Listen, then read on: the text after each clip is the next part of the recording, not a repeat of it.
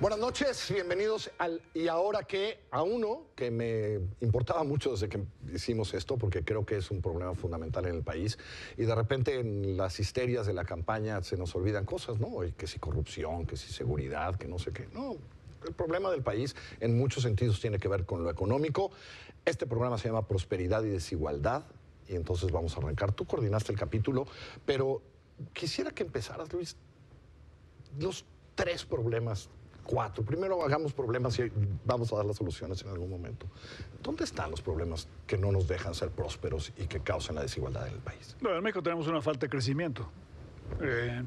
México crece a una tasa que es menor a la que nos merecemos, menor al potencial y menor a la que se requiere para que el país sea un país más justo, más incluyente. Y entonces la primera pregunta que se tiene que hacer uno en el libro es ¿por qué no crecemos o qué necesitamos hacer para crecer más? Y la otra que está relacionada es cómo hacemos que el crecimiento sea más incluyente.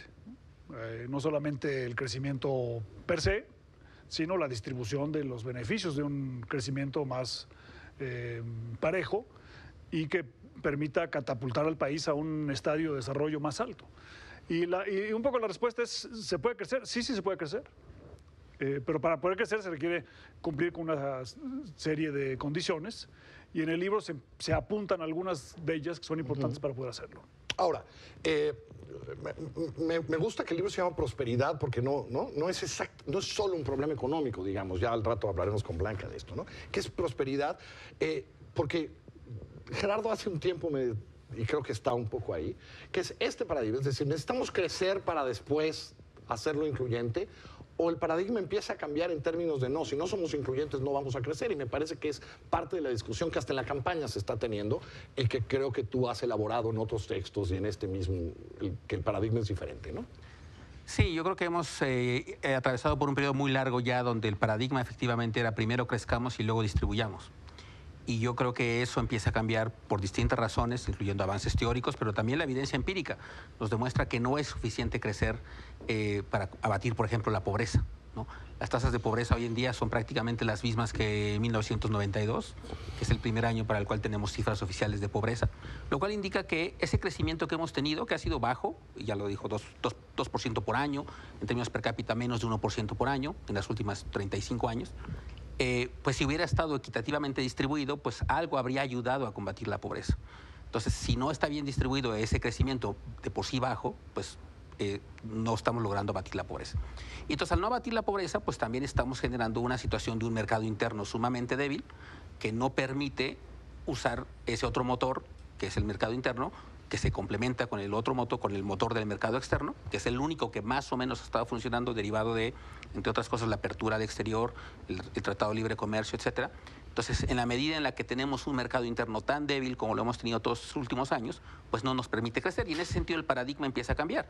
El paradigma ya no es primero crezcamos y luego distribuyamos, sino también para crecer necesitamos empezar a redistribuir.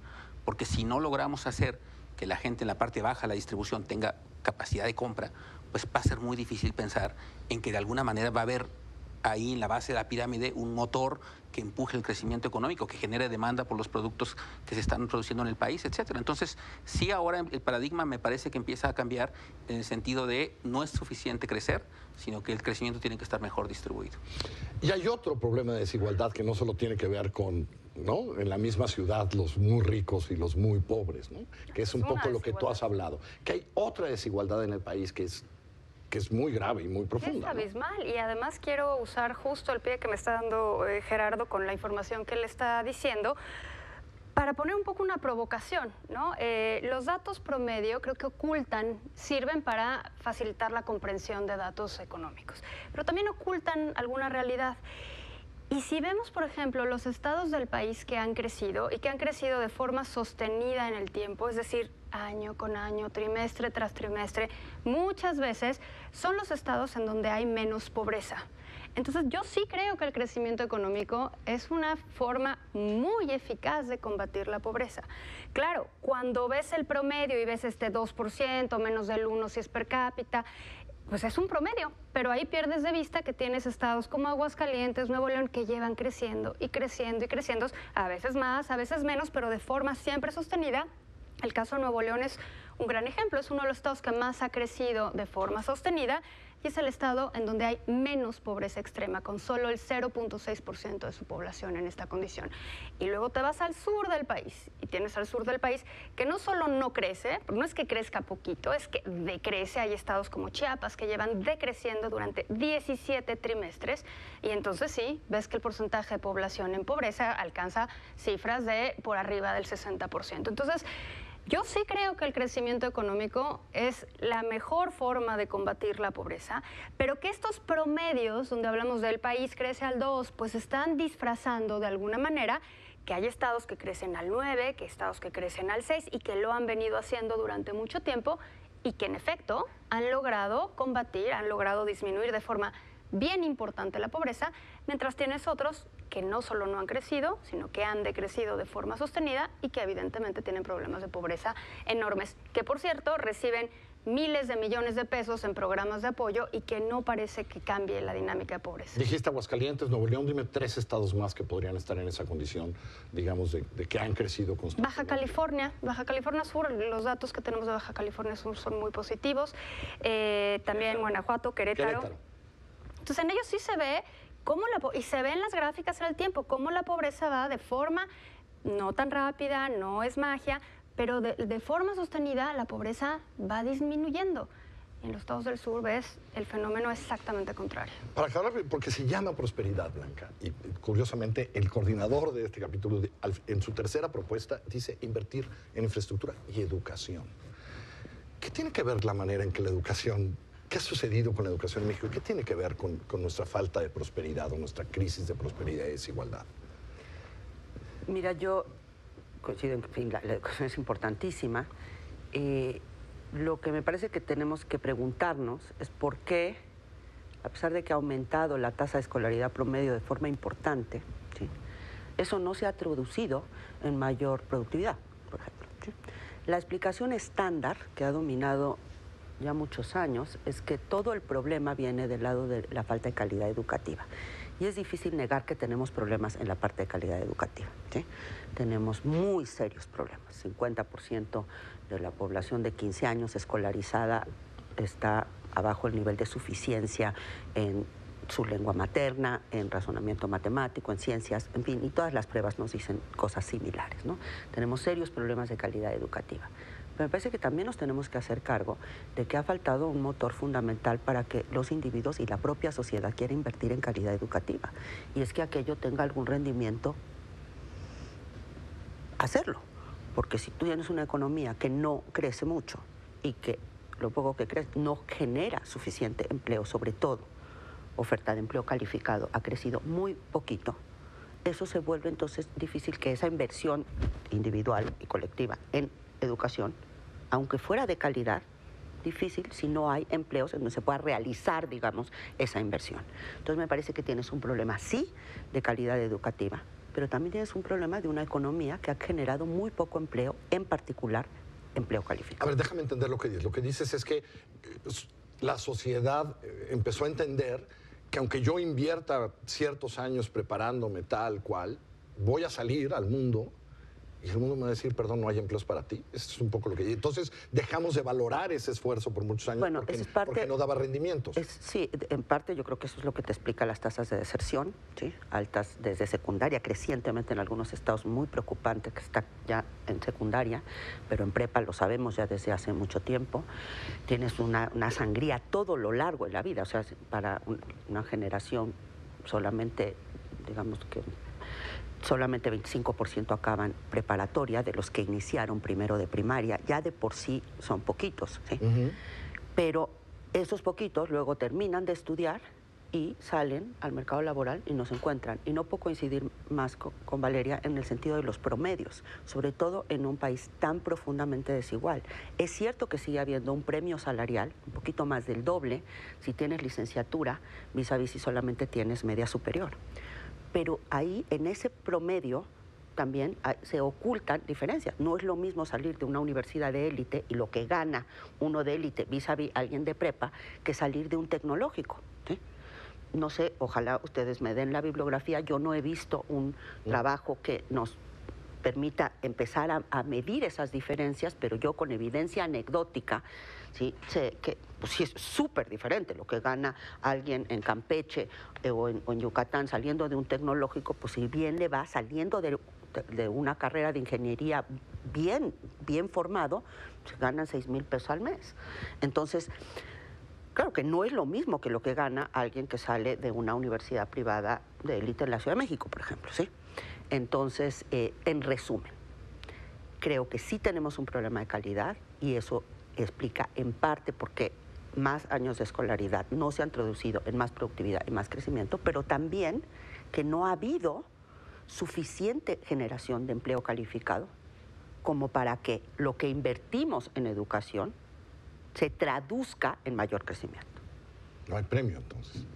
Cierro la primera ronda, voy a hacer una pausa. De regreso, vamos a discutir entonces cómo crecemos, ¿no? Y que empiecen a decir, ok, si nuestro problema es crecimiento, ¿cómo crecemos? ¿Por qué no hemos logrado superar este, ¿qué? 1% en promedio. Voy a usar promedios. ¿Me permites, Vale, usar promedios? Pues 2%, 1% en cápita. ¿Qué hemos aprendido y dónde crecemos? Pausa y volvemos.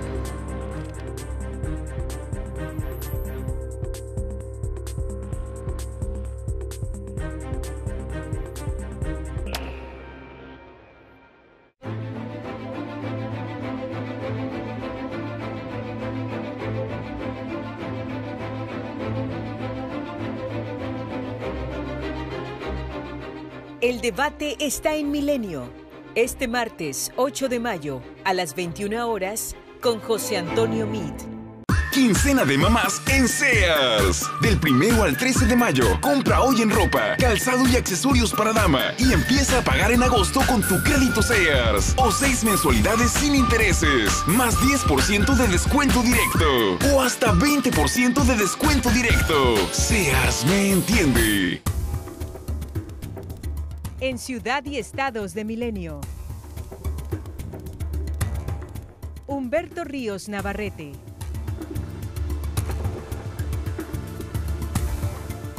Emiliano Pérez Cruz. Susana Iglesias. Hugo Roca Joglar.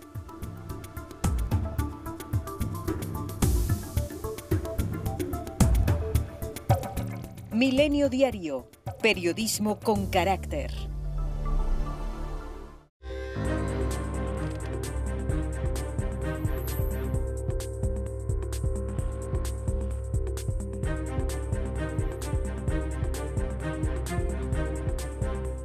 Regresamos. Algún día hablando con un subsecretario de Hacienda, me hacía esta lógica. Me decía, a lo mejor el problema que tenemos es que le estamos echando gasolina premium a un Javelin del 74. Por cierto, Javelin era un coche que nosotros conocimos en aquellos años. Excepto Valeria. Menos vale Y no es que sea millennial, ¿eh? Los promedios engañan. Los promedios engañan. Es decir, quiero anticipar esto porque, ¿no? Decía, si le seguimos echando buena gasolina a este motor, ¿no? Es decir, ¿por qué no hemos logrado crecer? Yo creo que ha habido la voluntad, quiero creer, en los últimos 4 sexenios de crecer y de crecer y de crecer. ¿Por qué no crecemos y cómo empezar a crecer a otros niveles? Bueno, o sea, yo creo que sí hemos crecido. Y los promedios sí son importantes porque hay zonas del país, sectores de la economía, incluso en agricultura, que han tenido tasas de crecimiento espectaculares. Okay. Entonces, el crecimiento sí es posible en México, ¿no? O sea, con el mismo Estado de Derecho, con las mismas personas, más o menos con la misma cultura, aunque el país es muy diverso, tienes áreas del país que crecen, ¿no? Y que crecen rápido. Entonces, sí se puede crecer. Con las mismas políticas públicas. Con las mismas, más o menos con las mismas políticas públicas. Ok. Pero con deficiencias muy importantes en ciertos sectores que tienes que ir corrigiendo. O sea, yo creo que sí es muy importante aprender de las lecciones de aquellas regiones, sectores, incluso en la parte educativa, que han tenido éxito, para ver si hay alguna lección que se pueda derivar para el resto del país. Por ejemplo.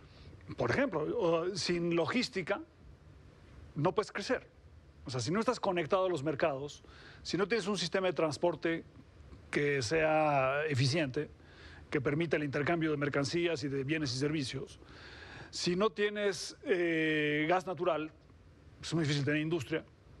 Si no tienes un sistema educativo que te produzca suficientes ingenieros de cierta calidad, con ciertas especializaciones, es difícil desarrollar ciertas áreas de la economía. Y si no tienes Estado de Derecho, tampoco.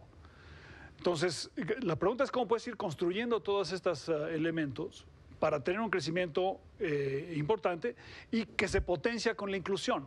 O sea, no es escoger entre una y otra, no es escoger entre distribución y crecimiento, sino atacar ambas al mismo tiempo. Entonces, fundamentalmente lo que tenemos que hacer en México es invertir más. Entonces, la inversión, entonces... ¿Inversión pública? Inversión pública y privada, ambas. Y entonces la pregunta es, bueno, una, ¿cómo la financio? O sea, ¿cómo obtengo yo suficientes recursos para poder invertir en lo que se requiere? Después, ¿dónde invierto? O sea, ¿en qué sectores, en qué regiones, etcétera, voy a dedicar esa inversión? Y luego, ¿cómo aseguro que la inversión sea buena?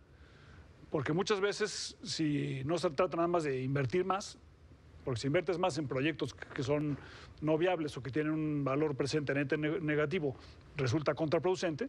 Entonces, el conjunto de estas tres cosas, de cómo las sufrago, dónde invierto y cómo aseguro que la inversión es positiva, son lo que te va a permitir efectivamente crecer a una tasa más acelerada. En el libro se proponen algunas ideas de cómo hacer estas tres cosas. ¿Y lo hemos hecho mal? ¿Por eso estamos donde estamos? ¿Estas tres cosas? ¿Lo hemos hecho mal? Lo hemos hecho. Insuficiente, por lo menos. Creo que en algunas partes, de nuevo, esta diferencia regional, creo que en algunas partes se ha hecho mejor que en otras, ¿no? Esta semana salió el dato de la cuenta pública y nada más poner aquí un dato sobre la mesa.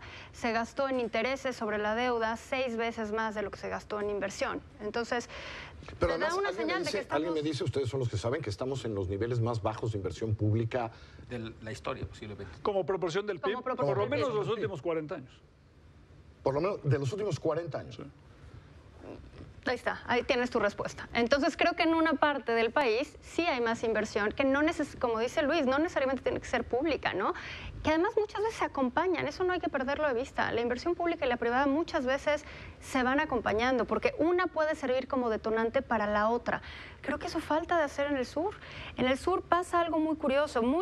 Ves los zócalos de las ciudades, de los pueblos, perfectamente adoquinados. No te puedes mover de uno a otro porque la carretera no funciona, porque está llena de agujeros, porque te van pidiendo, la bloquean, porque te piden una cuota para entrar al pueblecito. Pero eso sí, divino el adoquín, ¿no? Entonces, ¿dónde está la infraestructura? No estamos invirtiendo bien. Y si no conectamos al resto del país con el país, o sea, tampoco estamos hablando de conectar al país con el mundo, que eso sin duda creo que lo tenemos que hacer, pero tenemos un pedazo del país que no está conectado con el mismo país. Desaprovechamos nuestra ubicación geográfica, que creo que verdaderamente es maravillosa. ¿Por qué no somos un hub a nivel internacional? ¿Por qué no nos volvimos en su momento el hub para todos los vuelos, para todas las conexiones entre Norteamérica, Sudamérica, Europa? Porque estaba Miami. No, bueno, porque ganó no Miami. Lo es, ¿no? Porque ganó Miami esa ¿no? Porque Miami la ganó. Hasta hoy. No estaba Panamá, exacto, no estaba Panamá, y Panamá dijo, hey, esta boca es mía, y de aquí le entro yo. Esa oportunidad nosotros la vimos y la dejamos ir. Entonces, claramente no estamos invirtiendo, no solo de forma pareja en el país, que quizás no deba ser pareja, pero sí tendríamos que repensar la forma en la que estamos invirtiendo, sobre todo en el sur, pero tampoco estamos invirtiendo de forma suficiente ni en el momento correcto. O sea, la inversión no nos espera, ¿no? O sea, tenemos que montarnos a una ola o nos van a ir dejando atrás, ¿no? Pero, a ver, Gerardo, Luis, quien quiera, sí, digo, la recaudación se ha elevado, también la deuda, etcétera, etcétera, pero ¿por qué la inversión pública está donde está hoy? Si como bien dices, medianamente ha habido crecimiento, algo más de recaudación ha habido. Entiendo que el petróleo pues ya no deja lo que dejaba antes. Lo que es difícil explicar es por qué hoy estamos en esas de inversión pública. Si cualquier economista de cualquier escuela dice, si hay inversión pública, viene la privada a acompañar. ¿Qué ha pasado? Pues de la misma manera que la inversión hoy es históricamente baja, el gasto es históricamente alto. Exacto. Entonces, o sea, cuando dicen los gobiernos es que en los últimos años no hemos tenido suficientes recursos, pues comparado por lo menos de 1981, tenemos la recaudación más alta de la historia y el gasto del gobierno más alto de la historia reciente del país. El problema es que ese gasto se ha ido fundamentalmente a gasto corriente. ¿Gasto corriente qué es, Gerardo? Cuando decimos gasto corriente, ¿qué? ¿Salarios? No, no solo salarios. Son muchas operación. cosas, pero que no se traduce en la generación de capital físico que permite después producir. Es decir, no se traduce en carreteras, puertos, aeropuertos, en fin. Entonces, todo el gasto corriente es todo lo demás. Es decir, el pago de sueldos y salarios, el pago de pensiones, en fin, una serie de cosas que se eroga. Pero ese es el punto. Creo que al final de cuentas, ese es el punto. Estamos gastando mal, mucho, de parte del gobierno, y creo que tenemos en ese sentido que replantear el ejercicio de los recursos públicos. Sí creo que necesitamos invertir. La clave siempre para el crecimiento es invertir. Y puede venir de inversión pública o de inversión privada. Yo estoy de acuerdo en que la inversión pública, que mucha gente piensa que es un sustituto de la privada, no lo es si se hace bien. Es decir, si se invierte en ciertas cosas, la inversión pública detona inversión privada. Pero necesitamos tener los recursos para eso y la visión para en dónde invertir. Y yo creo que tenemos entonces dos problemas. No estamos invirtiendo lo suficiente desde la perspectiva pública, porque estamos destinando los recursos que se captan a otras cosas. Necesitamos invertir mucho más en esa dimensión, en infraestructura sobre todo. Y luego la parte privada, pues tiene un problema también que hay que mencionar, que es el tema que es costoso para la gente del sector privado invertir. Es decir, tiene que ver posiblemente con las características del sistema financiero, tiene que ver con la informalidad, con otros factores, pero sí tiene que ver, me parece, con que hay en la gama de empresas del sector privado, hay unas cuantas empresas muy grandes, multinacionales, algunas de ellas, que se pueden financiar perfectamente en el exterior a tasas razonables o con sus propios recursos, inclusive. Pero luego hay una gama de empresas micro y pequeñas y medianas, inclusive, que les es costoso acceder al financiamiento. Entonces, las micros no pueden pedir prestado para crecer y ser pequeñas, las pequeñas no pueden pedir para crecer y ser medianas, y las medianas no pueden pedir prestado para crecer y ser grandes. Entonces, tenemos un problema de insuficiencia de inversión pública e insuficiencia de inversión privada, que me parece que en parte, no digo que solo, pero en parte pueden depender de que los costos de financiamiento del sistema financiero son elevados. Y para mucha gente no tiene acceso, aunque quiera invertir, aunque tenga un buen proyecto en la cabeza, sí les es insuficiente. Pero sí creo que es muy importante lo que dicen Valeria y Luisa en el sentido de que el tema regional es muy importante entenderlo. Porque la razón por la que el sur no crece y que reduciría las brechas de manera importante en el país, que permitiría crecer, tiene que ver básicamente con insuficiencia de inversión en capital físico y humano. Es decir, sí sabemos qué hay que hacer. Ahí es un tema, no es un tema del Estado de Derecho, no es un tema de la cultura. Igual hay una parte sí, pero son pues, la misma población. Nadie dudaría que la gente del sur trabaja tanto o más que la gente del centro o del norte del país. Es simplemente que si no invertimos lo suficiente en la conectividad, en la educación, y por educación a veces me refiero a las cosas más elementales. Una cosa que nos reveló el censo de educación, de infraestructura educativa, fue las enormes carencias de las escuelas del sur. Bueno, a ver, Blanca, si gastamos mal en muchas cosas, el otro día tuvimos una reunión y me platicabas lo mal que gastamos ahí, ¿no? Es decir, la cantidad de, por ejemplo, escuelas en el sur multigrado. ¿No? Que no resultan igual de buenas que las otras. Hemos gastado muy mal ahí. Efectivamente, también. Yo creo que hay enormes áreas de oportunidad en términos de cómo hemos venido gastando los recursos. Además, necesitas un aparato burocrático muy complejo para poder administrar nada más la nómina magisterial, porque pues tenemos muchísimas categorías de docentes y además por estado, según se han ido consiguiendo cosas en la negociación entre el sindicato y el gobierno y los gobiernos locales, tiene regímenes salariales distintos, entonces no tanto así como uno por persona, pero casi. Entonces es tremendamente complicado operar eso. Pero déjame tocar un punto que toca Luis en su texto y que no puedo estar más de acuerdo, y es el enorme número de escuelas, ¿sí?, que tenemos en México y cómo eso es algo que valdría la pena que ya empecemos a poner más claramente en la mesa del debate y de la discusión, porque con más de 200,000 centros escolares, muchos de los cuales llamados planteles son en realidad el cuarto. Un cuarto, con muchos grados. Un cuarto y varios grados escolares con una persona que puede ser además un asesor CONAFE, que no necesariamente ni siquiera es profesor, es maestro. Lo que sí, con ese nivel con esa cantidad de escuelas... Y nivel de dispersión, ¿no? Nivel de dispersión geográfica, no hay dinero que te alcance. No hay dinero y no hay posibilidad. Además, déjate tú, además de que tuvieras el dinero, que pudieras tener las capacidades técnicas, el personal, etcétera, para atender a esa cantidad monstruosa. Muchísimos países hicieron procesos de consolidación de planteles conforme fue cambiando su estructura demográfica. Nosotros no. Entonces, creo que una cosa que habría que poner claramente sobre la mesa, que sí tiene complejidades políticas, pues sí tiene complejidades políticas, porque la gente prefiere tener, aunque sea su cuartito, que está más cerca, ¿sí? Pero hay algunos intentos, un primer intento en curso en el estado de Campeche que están empezando a hacer eso, les está yendo bien. Y inviertes en transporte, por ejemplo. Pero además de que en el transporte, tú ese tiempo puedes aprovecharlo para enseñanza-aprendizaje, porque no es un tiempo necesariamente muerto, ¿sí?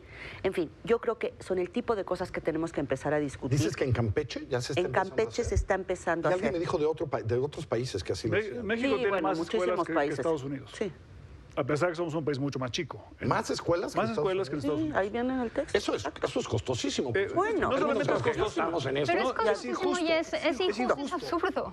Porque el niño que va a una escuela de ese tipo, que es una escuela pequeña, va a la escuela con sus primos y sus hermanos. Y son 35 alumnos en 6 grados. Sí. Eso el multigrado, a lo mejor asesor de CONAFE. Eso no es un centro de enseñanza. Entonces, o sea, un poco lo que dice el libro en esta materia es, necesitamos invertir, como decía Gerardo, en infraestructura, sobre todo de transporte, pero no solo, hay otras infraestructuras también son muy importantes, agua y otras muchas, y necesitamos invertir en educación. Pero necesitamos asegurar que la inversión sea productiva, que sea buena. Y entonces necesitamos a lo mejor ciertos tabúes, empezar a hablar sobre ellos y decir, a ver, ¿por qué no en materia educativa empezamos a ser centros de excelencia? Que sean catalizadores de cambiar el sistema, ¿no? Y no solamente que vayamos a decir, es que vamos a ponerle techos a las escuelas, o es que a lo mejor necesitamos menos escuelas. Para empezar. Que la variable que no necesitan techo porque en esa comunidad que sean mejores. Siempre y cuando puedas transportar a los niños de esa comunidad. Sí, no se puede en todo el país, pero... Pero muchos países hicieron esta parte de transporte escolar justamente de la mano de la consolidación. Pausa, de regreso vamos a hablar de lo fiscal, cómo recaudamos, porque creo que por ahí le vamos a entrar a luego cómo distribuimos. Ahora volvemos.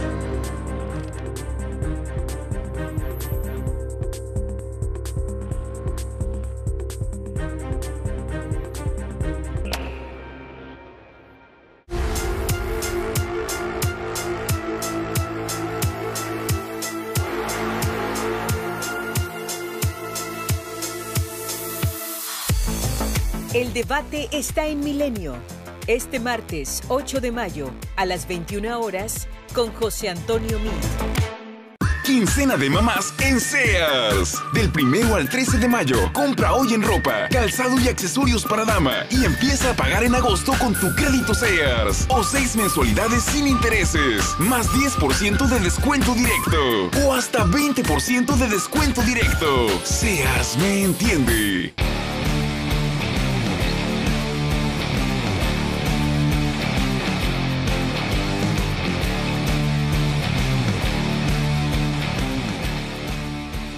La afición, domingos, 21:30 y 22:30 horas, por Milenio Televisión. El asalto a la razón con Carlos Marín. Lunes a viernes, 21:45 horas, por Milenio Televisión.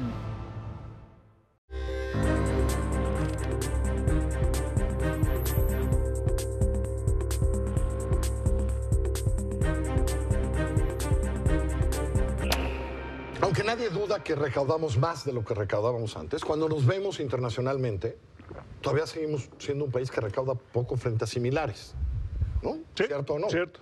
¿no? Yo a veces cuando veo eso digo, ¿en serio? A veces El Salvador recauda más que nosotros, ¿no? En términos de relación del PIB, ¿no?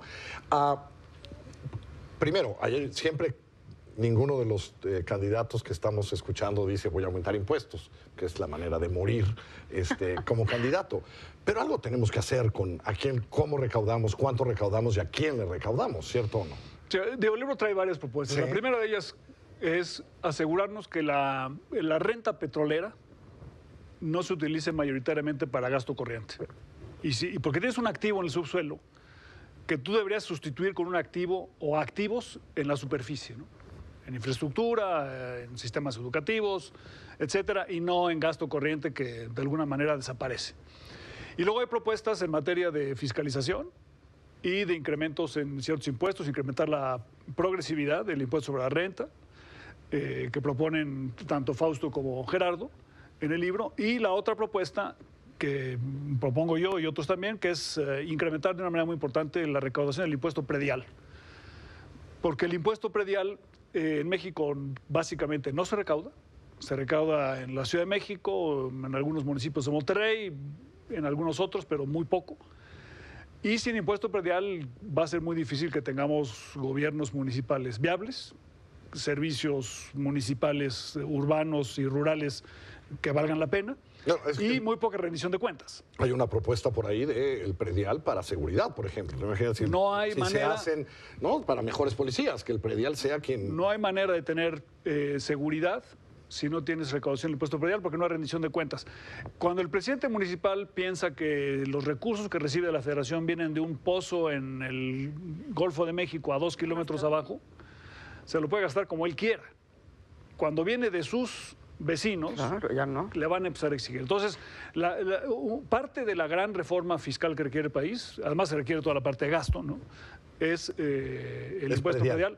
México podría recaudar, hoy recaudamos como 0.4% del PIB, podríamos recaudar eventualmente cerca de 3% del PIB. Ahora, eso requiere una mejoría en el catastro sustancial. Requiere muchas reformas. Muchas reformas, pero, o sea, vamos, no es como que se resuelva en un segundo, porque sí se tiene que regularizar todo el sistema de propiedad del país, ¿no? Pero incluso te ayuda a regularizar Claro. los derechos de propiedad. Aprovechas. Porque incluso el presidente municipal va a tener un incentivo a proteger los derechos de propiedad porque son su base de recaudación una vez que el impuesto esté establecido. Ahora, el incentivo que hemos tenido en los últimos años para que se desarrolle el impuesto predial son inexistentes, porque si tú duras 3 años como presidente municipal y recibes además dineros de la federación, ¿para qué te pones a recaudar el impuesto? Porque recaudar impuestos nunca ayuda, ¿no? Nunca ayuda. No, pero creo que el problema de hecho es más profundo, porque aunque todos estemos de acuerdo en que la solución es el predial, no se va a resolver mientras no cambie nuestro sistema federalista, que es completamente disfuncional. O sea, pensemos cómo funciona el sistema federalista. La federación, el centro recauda, le otorgan las potestades tributarias a las entidades federativas y los municipios al centro, el centro recauda y luego le regresa. ¿Qué hace entonces un gobernador? Un gobernador lo único que tiene que hacer es gastar. Si te sientas y esperas Es como que te un rey mago. depositen. El gobernador no tiene que O como recaudar. cuando éramos niños y te daban tu domingo. Lo único que hacías era No, pero te gastarlo, tenías que ¿no? portar bien. Ese es el tramo 23. Ese es el Por lo tramo menos te lo tenías que 23. portar bien. Pero aquí entonces un gobernador no tiene ningún incentivo de ninguna forma a aumentar la recaudación. Y el mejor ejemplo que vimos es lo que pasó con la tenencia. Porque lo que pasó cuando se desapareció la tenencia, en realidad no fue que se desapareció. Lo que hizo el presidente Calderón fue regresarle a las entidades la potestad de cobrar la tenencia. ¿Y qué hicieron los gobernadores? Dijeron, ¿yo por qué voy a cobrar la tenencia? Porque si los ciudadanos van a saber que quien se la estoy cobrando ahora soy yo y no la federación, mejor yo les otorgo graciosamente un descuento en la tenencia o de plano la elimino. Entonces los gobernadores, uno pensaría, es extraño que un gobernador... Ya no quiera dinero, ¿no? Para gastar. Porque tiene muchas otras fuentes de ingreso y la presión política de ir a la Secretaría de Hacienda y pedir y negociar un acuerdo en lo oscurito que le va a dar más o menos lo mismo y va a quedar bien con sus votantes. Entonces el problema es el diseño fiscal que tenemos en donde no hay esa rendición de cuentas, porque no hay, de hecho, de alguna manera, ninguna responsabilidad para los gobernantes locales de cobrar esos impuestos. Entonces, por ejemplo, el predial tendría que pasar por una serie de reformas, incluyendo el hecho de que una enorme cantidad de municipios claramente no tienen la capacidad técnica para mejorar el catastro. Aunque les dijeran, aunque quisieran hacerlo, no lo pueden hacer. Entonces tendríamos que darle una potestad nueva a una entidad superior, posiblemente a los estados, para generar como catastros estatales. Es como de alguna manera ocurre en la Ciudad de México. En la Ciudad de México hay un catastro por delegación. Sí, no se encarga la delegación de de eso. alguna manera. Por eso se cobra. Genera y por eso se cobra. las suficientes para que pueda hacerse ese catastro, se pueda cobrar bien, etcétera. Y luego un mecanismo de redistribución del gobierno local hacia los, en este caso ahora alcaldías van a ser. Bueno, en el caso de los estados tendría que pasar una cosa de ese tipo, me parece. Hacer acuerdos como en donde suba el impuesto predial de alguna manera que se concentre cierto poder, sobre todo catastral, insisto, a nivel de la entidad federativa y luego bajarlo. Pero eso implica rediseñar todo el sistema federalista fiscal que tenemos. Como está, es realmente disfuncional y yo no veo cómo puedan cambiar los incentivos, porque la gente reacciona en función de incentivos, los gobernadores hacen eso. Y el mejor ejemplo, insisto, es el de la tenencia. Pensemos en cómo eso, que es un impuesto también progresivo, porque grava a los que tienen... Sí, quien tiene coche, ¿no? En fin, bueno, ese tipo de ejemplo me parece que revela la incapacidad intrínseca de nuestro sistema fiscal para poder realmente ser efectivo y eficaz. Pero si somos serios, hay que hacerlo, ¿no? Claro. Hay que hacerlo, porque es muy importante, porque además el predial es un impuesto progresivo. O sea, gravas al que realmente tiene. Y con Google Earth... ¿Te das cuenta? Oye, tu casa tiene una alberca y pagas tanto de predial, punto. Sí. El parquímetro es un fenómeno similar. O sea, el parquímetro te permite a un pedazo de tierra que tiene mucho valor, ¿no?, extraerle un recurso y ordenar urbanamente el estacionamiento, ¿no? Y te da recursos. Y es progresivo y es eficaz. Entonces, sí se puede. Lo que pasa es que hay un costo político que hay que asumir y nosotros debemos pedirle a los candidatos que están hoy para la presidencia que contemplen las reformas necesarias en la propia Constitución. Porque no les va a alcanzar el dinero, ¿no? Porque no hay solución. Y mientras pensemos que todo lo vamos a hacer desde la federación, no va a funcionar. Y se puede además crear un esquema que permita compensar a las regiones más pobres, más marginadas del país, para incentivar que recauden el predial, asignándoles recursos desde la federación, premiando la recaudación del predial. A ver, yo les quisiera preguntar nada más a ustedes una cosa. Me convence totalmente su argumento en conjunto de lo que están diciendo el predial y concentrar y cambiar todo el pacto fiscal desde el punto de vista del esquema federal. Lo que no veo es la viabilidad política de eso. O sea, porque veo como que hay un equilibrio ahí en donde están metidos todos los actores y entonces no sé bien cómo se saldría de ahí. Porque pues les ha resultado más o menos funcional, ¿no? Bueno, bastante funcional. El Ejecutivo Federal pues tiene muchas maneras de controlar a los gobernadores, aunque ya no sean de su partido. Los gobernadores, a su vez, tienen la posibilidad de no tenerle que rendir cuentas a sus ciudadanos de donde viven. En fin, entonces, ¿cómo salimos de ahí? ¿Y hay alguno de los candidatos que ya haya manifestado algo en el sentido de que sí estaría dispuesto a hacer algo así? Es una reforma política, en el fondo es una reforma política, pero por eso hay que hacerlo. Y está relacionado también con el uso de los recursos del petróleo. Porque ¿por qué? Porque si limitas los recursos del petróleo a infraestructura, necesita hacer recortes en el presupuesto muy fuertes. Y necesitan recaudar para financiar su propio gasto. Compensados de alguna otra manera con otra recaudación. Y la recaudación más atractiva, porque podemos incrementar el impuesto sobre la renta, pero ahí tenemos un límite, ¿no? Sí. Se puede incrementar el impuesto al valor agregado, pero tiene un enorme costo político gravar medicinas y alimentos. En cambio, el impuesto predial, que es un impuesto progresivo, se presta más, pero requiere un cambio del sistema político mexicano y de la relación entre federación, estados y municipios. Y habrá que corregir el IVA también, porque el IVA tiene ahí sus grandes huecos, ¿no? Sus tasas ceros y sus cada vez menos, ¿no? Según entiendo, ¿no? Pero siguen existiendo y esos huecos lo que permiten es que se abra la puerta a la evasión. Pero yo creo que todas las opciones son difíciles y todas tienen costos muy importantes. El tema del IVA ya lo hemos visto cuántas veces se ha intentado y es muy difícil, de que transite por una razón porque efectivamente tiene efectos redistributivos que afectan en general a la gente que no paga esto en mayor proporción de su ingreso, que suelen ser los más pobres, y eso cierto es que en el volumen se benefician más los más ricos, pero como proporción de su ingreso los que más se benefician son los más pobres, y en ese sentido es que se vuelve un problema redistributivo, regresiva la medida, y eso es lo que ha impedido históricamente que desde Fox, recordemos que planteó se ha impedido. No, desde que se hizo el IVA en 1980. Pero digamos, de los intentos recientes más o menos serios que parecía que iban encaminados a esa dirección, el de Fox parecía ser un intento muy serio que fracasó en el Congreso. Pero fuera de eso, los otros también son problemas políticos, pero sí requieren primero que nada reconocer que ese es el problema. O sea, el diseño fiscal el diseño de nuestro sistema fiscal tiene un problema intrínseco.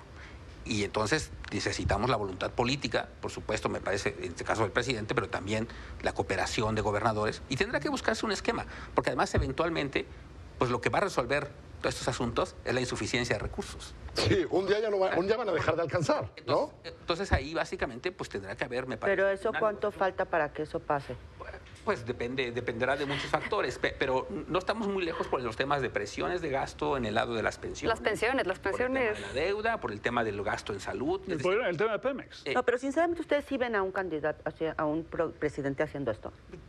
Yo no quisiera entrar en esa discusión. Okay. A ver. Pero sí creo que hay un tema político. Yo creo que tu pregunta es muy buena, Blanca, pero el problema es que el presidente que sea quien gane la elección va a enfrentar estos problemas muy pronto. Es decir, va a enfrentar problemas de gasto real. Hay que preguntarles a los candidatos. En todo caso, ¿por qué no si les van preguntando, no? Porque yo no he visto posicionamientos de los candidatos en relación. Mira, tienes que preguntarles a los candidatos. Yo creo que en Mérida, por ejemplo, hay una oportunidad ideal. Porque que algún tuitero lo mande, porque acuérdate que es redes sociales. En Mérida, quién sabe quién va a conducir, quién sabe qué va a pasar, pero en Mérida el tema es economía. En el debate de Mérida que pues ahí está. Alguien tendría que plantear esa pregunta. Claro. Claro. Están dispuestos ¿Qué vas a hacer con eso? Porque no les va a alcanzar, ¿no? Es lo que tú dices, ¿no? Ahora, pero todo eso siempre tiene la solución, digamos, de que eso, mientras no ocurra mañana, se puede postergar la discusión, que es lo que hemos hecho todos estos años. O sea, y ese es un poco el problema. Es decir, y yo creo que perfectamente, digamos, me parecía lógico de un candidato que dijera, bueno, primero vamos a usar mejor los recursos, etcétera, y alguien podrá decir, nadie va a querer decir aumentar los impuestos, porque es un tema difícil.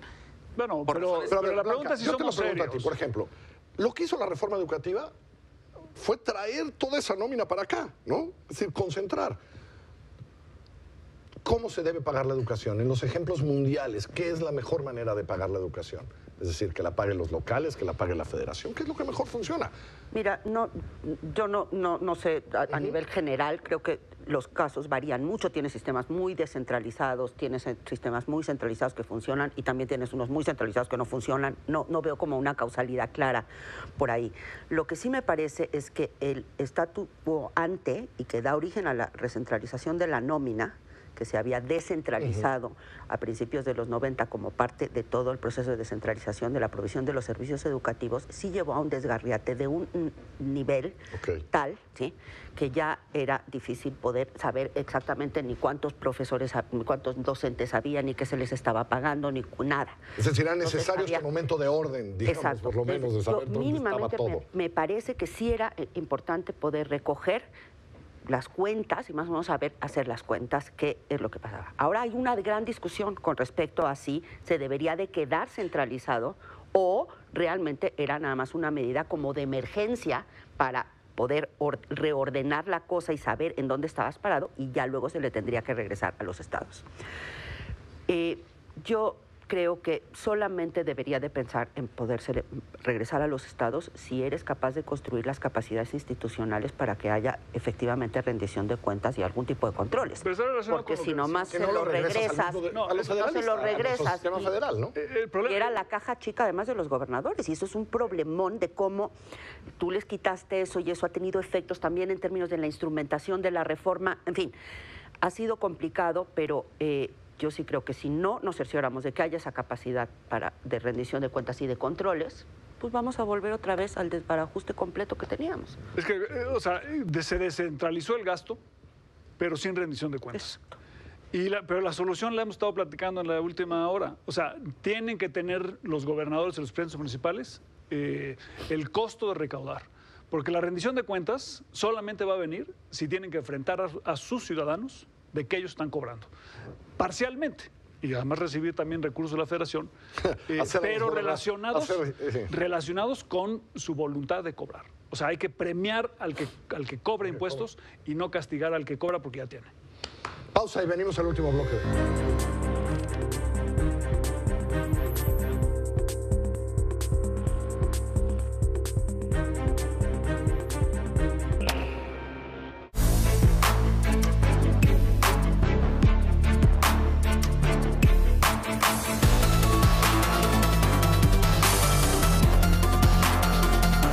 El debate está en Milenio. Este martes 8 de mayo a las 21 horas con José Antonio Meade. En Al Frente de Milenio. Diego Fernández de Ceballos.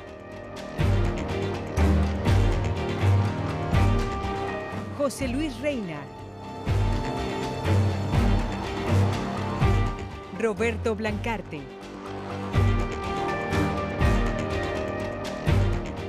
Maite Azuela.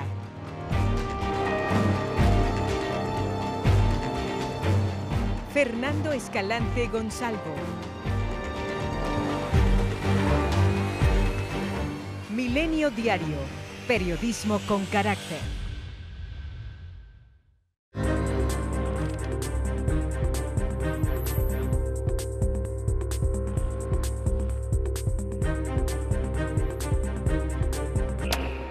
Quiero dedicar este último bloque, creo, a algo que todos vemos que está ahí, que es, hace décadas venimos gastando miles de millones de pesos en programas para alivianar la pobreza y para solucionar la pobreza.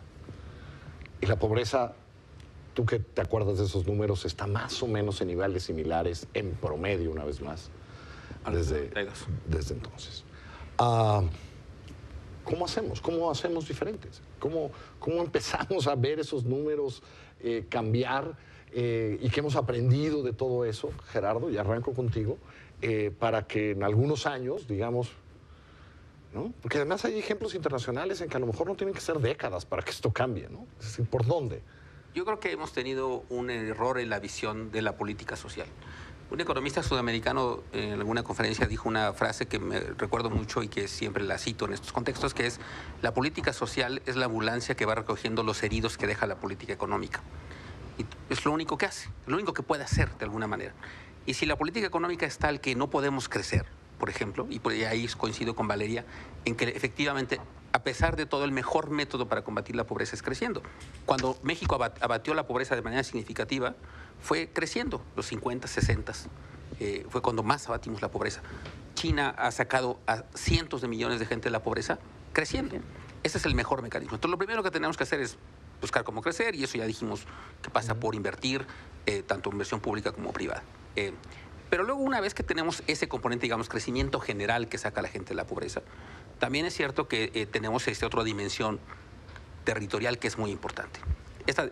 El hecho que tengamos al país partido en dos, digamos, un país que crece y un país que no crece o que incluso decrece, pues tendríamos que hacer algo al respecto. Tendríamos que buscar cómo reorientar los recursos, invertir en esa región, tanto, insisto, en infraestructura como capital humano, etcétera, para poder lograr cerrar esa brecha existente. Nada más les doy un dato.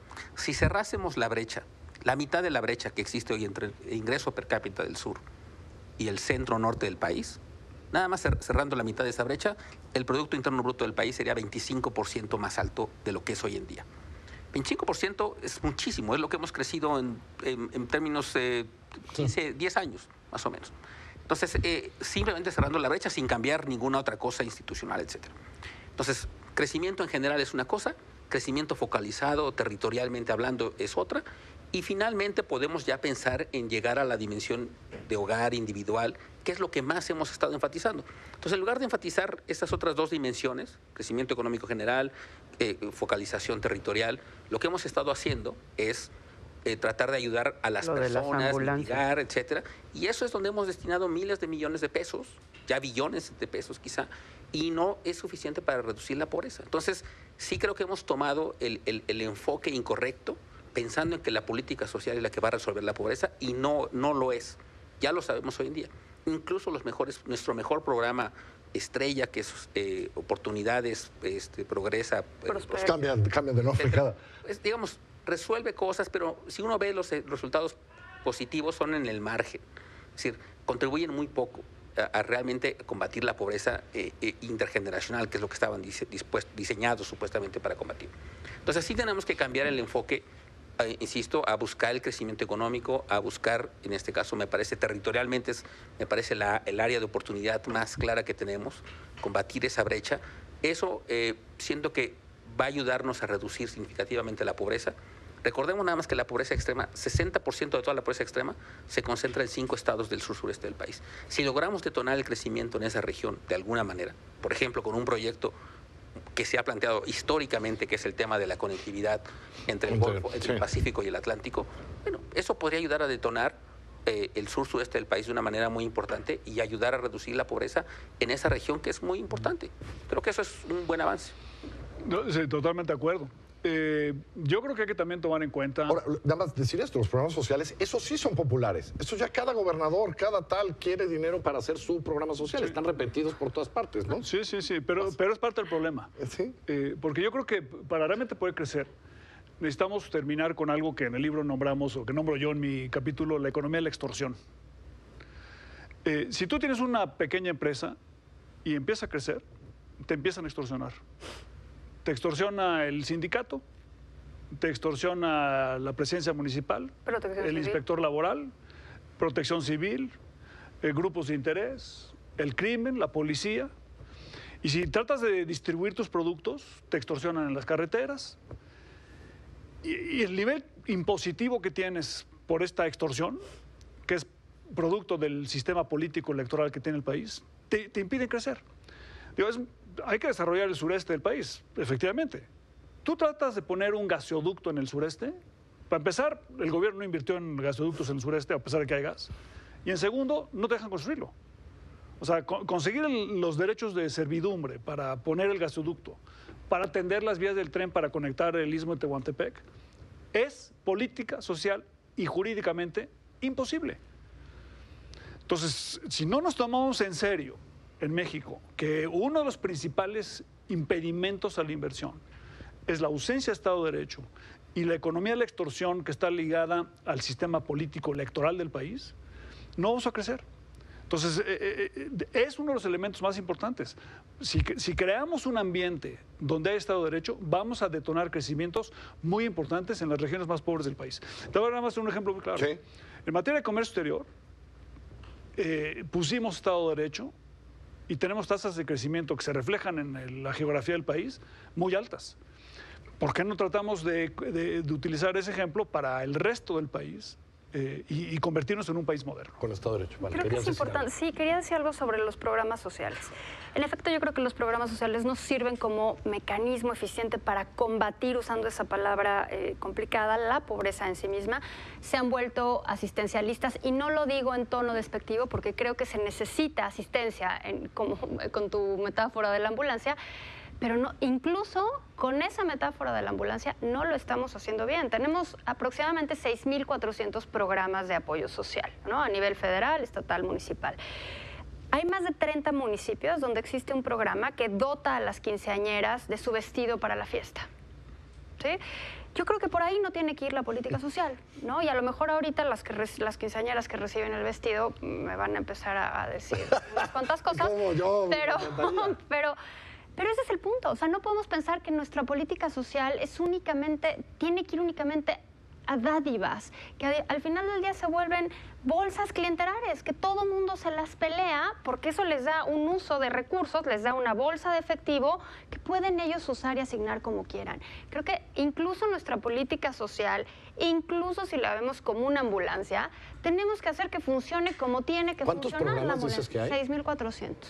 De todos colores, sabores. Sí. Y todos con su burocracia. Todos tienen burocracia, todos sus tienen presupuesto, oficialía mayor. todos tienen... Exacto. Pero la lista no es un misterio, ¿eh? O sea, tú te metes a la página de Coneval y bajas un Excel y ahí está la información. Y ahí está cuáles son progresivos, cuáles son regresivos, cuáles tienen valor presente neto positivo, cuáles lo tienen negativo, el presupuesto asignado. O sea, la información existe. Lo que pasa es que hay que meterse a trabajar con ella. No funciona lo que estamos haciendo en términos de política social. El costo político de acabar con cualquiera de esos programas puede ser brutal también. Eso es un poco lo que decíamos, ¿no? Tú imagínate, las quinceañeras se van a quejar y debe haber otros absurdos por ahí y simpáticos, que empezar a acabar y ordenar eso. ¿Cómo se hace eso? Y que son efectivamente, pues son todas estas estructuras y redes clientelares que han crecido muchísimo en costo con la alternancia. ¿Y qué se promete en campañas? Que se han vuelto muchísimo más desordenadas. Y Gastar. En campaña se promete gastar, ¿no? Más programas Hay un sociales. candidato que no quiero decir su nombre, pero ya saben quién. No, nos puedes decir, pero no sé Lo que qué. propone justamente es eliminar todos esos programas que Coneval ha dictaminado que son ineficientes. Pero propone dar otros. Propone sustituirlo por dos específicamente, que están mucho más identificados, pero no quiero hacer proselitismo. Bien, Está bien. Pero déjame decir con respecto a educación algo que me parece importante, porque bueno, muchas veces pensamos la educación dentro de la política social y creo que podría ser algo más que una ambulancia, ¿sí? Si logra efectivamente hacerse cargo de dar lo mínimo indispensable que uno esperaría de una escuela. Que los niños sepan manejar su lengua, que sepan razonar aritméticamente, ya olvídate de matemático, aritmético, ¿sí? Y que sepan convivir. Si lo juzgamos al sistema educativo mexicano por estas tres cosas, está muy lejos de estar cumpliendo sus cometidos básicos, fundamentales, indispensables, condición de posibilidad, además, para luego aprender otras cosas. Que ya no pensemos en lo otro. Sí, esto no es una cuestión de que, ay, pero estás dejando fuera la biología y eso. No, yo no quiero dejar fuera nada. Simplemente estas son las condiciones habilitantes para luego aprender otras. Estamos haciendo un muy mal trabajo en estos básicos. Y a mí me preocupa que cada vez estamos sobrecargando a la escuela de más tareas. Entonces, ¿por qué no empezamos y regresamos a lo básico?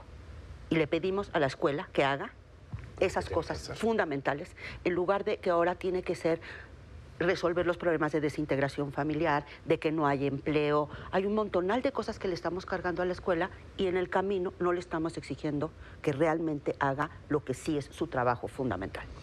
Gracias a todos. Gracias. Muy buenas noches, que les vaya muy bien.